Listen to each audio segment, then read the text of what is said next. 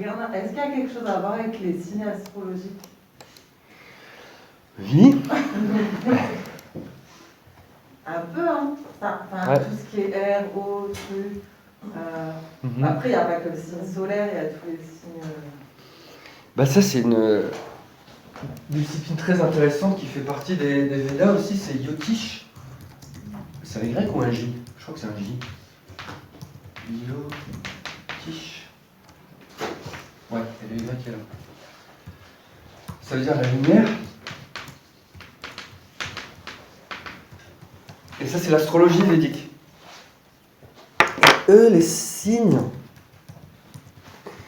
c'est pas le plus important. Les signes, c'est juste des zones de l'espace. Mais pour le Yotish, ce qui est important, c'est les planètes. Hein? Où étaient les planètes à votre naissance? Ça, c'est très important. Et où elles sont maintenant? Oui, ça rejoint quand même l'astrologie de chez nous. Oui, toutes les planètes. Par exemple, Vénus est très Kapha. Jupiter aussi. Parce que Vénus, on dit c'est la belle Vénus. Et Jupiter, c'est la plus grosse. Et Kapha, c'est celui qui fait grossir. Kapha et Vénus sont très, vous avez dit? Kapha. Donc, Parce que la beauté, souvent, c'est connoté Kapha. Et la grosseur, prendre du poids, de la masse, c'est Kapha. Donc Vénus et Jupiter. Ouais. Mercure, c'est celle qui bouge la plus vite. Donc c'est quoi? Vata. Ouais. Ah oui, c'est celle qui bouge la plus vite. Pitta est rapide aussi, mais Vata est plus rapide que Pitta.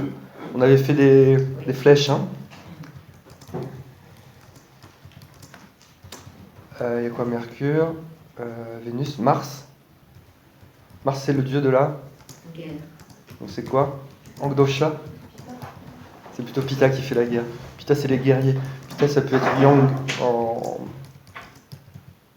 en chinois. Après Mars, on a déjà Jupiter, on l'a dit. Et Saturne. Comment il est qualifié, Saturne? Il est mystérieux, Saturne. On dit que c'est le dernier visible à l'œil nu. Hein, parce qu'ils ont découvert l'astrologie il y a 5000 ans aussi. Donc eux, ils n'avaient pas encore de télescope. Mais Saturne se voit à l'œil nu. Hein. Si vous allez à la campagne, en montagne, quand il n'y a pas de pollution lumineuse, vous pouvez voir Saturne à certains moments de l'année. Hein. Moi, je l'ai déjà vu dans un microscope. C'était assez... Ça m'a choqué parce qu'elle était toute blanche. Parce que le microscope, il donne pas de couleur. Ça avait l'air d'être en plastique blanc, quoi. Mais on voyait super bien la boule et puis les anneaux. Et Saturne, en fait, c'est la dernière visible à l'œil nu. Donc pour eux, enfin pour tout le monde, hein, ça symbolise la frontière entre l'univers visible et invisible, Saturne. Hein, parce que Saturne, c'est la dernière visible à l'œil nu.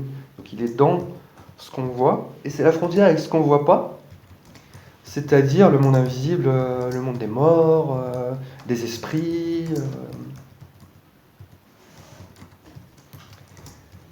Et Saturne, c'est le plus lent. J'ai envie de dire, Vata, dans son côté subtil et mystérieux, est sombre. Saturne, il est sombre, il aime bien être seul. Mais pourtant, c'est le plus lent. Et la lenteur, on sait que c'est plutôt Kapha. Kapha, c'est le plus lent. Parce que lui, il nous freine. Saturne, il nous ralentit pour qu'on se tourne vers plus de spiritualité. Donc Saturne, du coup, c'est plus... Je sais pas. Je sais plus. Désolé. Je dirais Vata Kapha, mais... Je pense que... Parce que moi, j'ai fait ma première formation. Vous m'auriez dit encore jusqu'il y a 3-4 ans, je vous aurais dit, oh non, ces histoires-là, ça peut pas marcher. Mais... Il y a tout qui est écrit, ça fait peur. Enfin, ça fait pas peur, mais c'est bluffant, c'est... Ouais. Et alors moi, avec mon cerveau scientifique, je cherche toujours une explication rationnelle. Et la lumière, on n'a pas parlé de la lune et du soleil. Pour le soleil, c'est Angdosha. Ouais, Pitta, hein. Le soleil, ça chauffe. Et la lune, elle a beaucoup d'affinités avec l'eau. Vous savez que les marées, elles attirent l'eau. Donc elle a beaucoup d'affinités avec l'eau, et l'eau, c'est plus Kapha, ouais. Mais elle a aussi beaucoup d'affinités avec le mental, la lune. Donc elle, je ne crois pas me tromper en disant que c'est Kapha Vata. Donc elles peuvent avoir deux doshas. La lune, elle reflète. Elle n'a pas de... Mais je voudrais pas vous dire de bêtises, mais par contre, lumière, pourquoi la lumière? Nous on est sur Terre, qui tourne autour d'un gros soleil, et il y a d'autres planètes qui tournent autour sur ce même plan. Il y a la petite Mercure, il y a Mars, peut-être que Vénus elle va être par là, sur ce cercle. Alors, je passe par les planètes.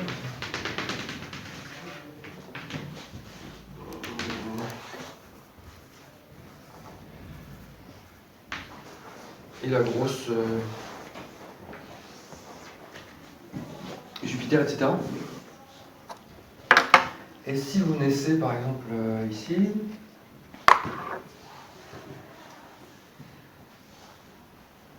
il y a Mercure par exemple qui va vous impacter, mais depuis où? Parce que tout autour de ce cercle, il y a un autre cercle avec justement les signes du zodiaque. Voilà. Peut-être que ici, c'est la constellation de Balance. Il y a des étoiles là qui sont en Balance. Donc Mercure va vous envoyer des lumières de Mercure traversées par Balance. La lumière des étoiles là, elle dit ça, et puis elle vous touche. Et je pense que ça a son importance. Au début je dis mais ça peut pas. Mais en fait le soleil, vous voyez bien l'importance de sa lumière sur vous. Hein, quand il y a du soleil, vous mettez un pinceau. Ah. Alors si vous êtes trop pitaille, oh non je veux pas trop de... Il a une influence sur vous. Hein, il va vous chauffer, soit pour vous faire du bien, soit pour vous brûler. Donc la lumière du soleil a une influence. La lune a une influence. Sa lumière a une influence. Il y en a qui vont être super excités, d'autres qui vont être super tristes en fonction de la pleine lune ou de la nouvelle lune. On dit que les hommes, on a plus un cycle de 2 mois. Et les femmes, c'est vraiment un cycle lunaire, quoi. Donc, je me dis que si leur lumière vous affecte, pourquoi pas imaginer que la couleur rouge de Mars pourrait effectivement nous... Parce que la lumière, elle traverse le vide sans aucun problème. Hein. Là, on a la lumière solaire, elle est un peu freinée par l'atmosphère, mais sinon, il n'y a rien qui la ralentit dans le vide. Hein. Donc on peut, effectivement, elle peut avoir une influence de rayons lumineux, colorés, puisque les couleurs sont aussi des vibrations.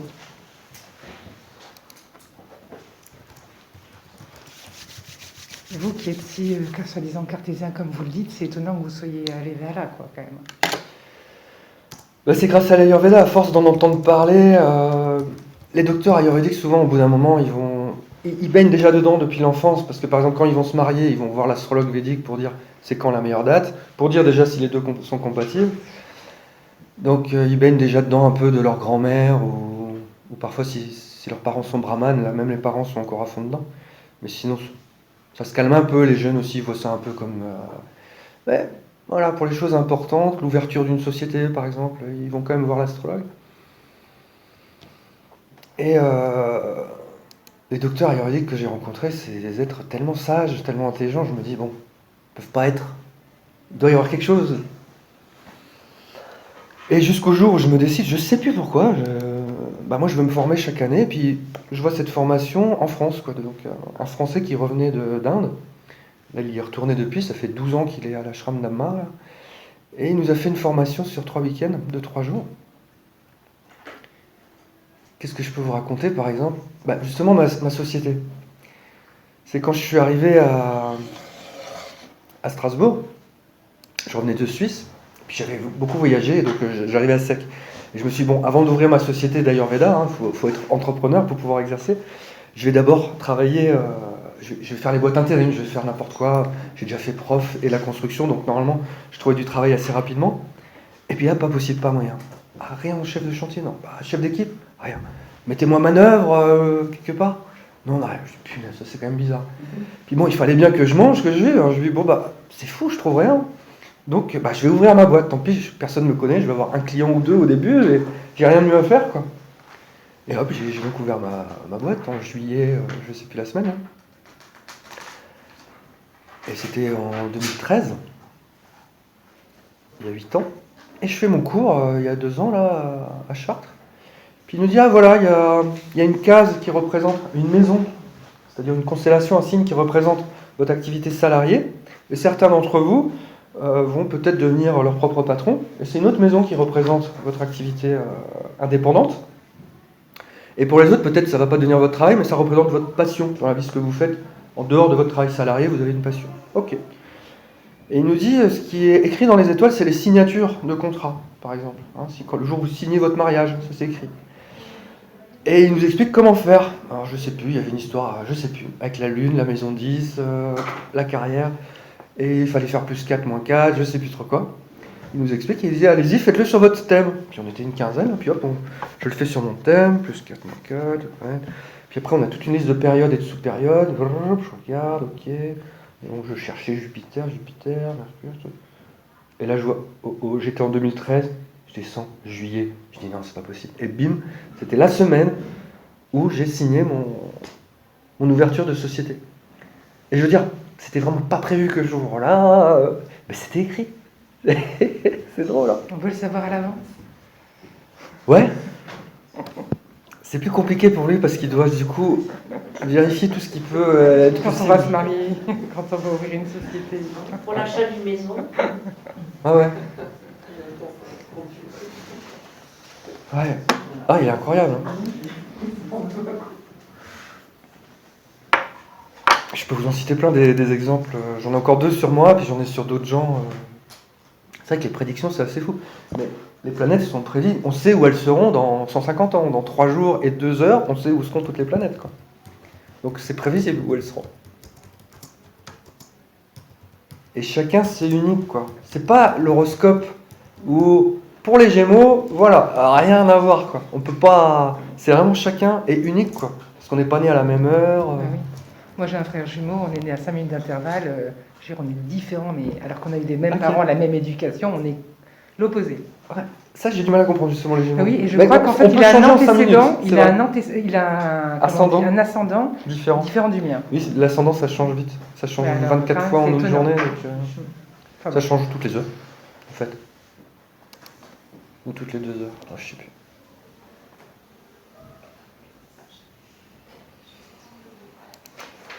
Je voulais commencer par une respiration, je propose qu'on la fasse maintenant. Comme c'est une saison Vata, le changement et tout, souvent Vata il augmente en nous en ce moment. Donc on va évacuer du Vata et comment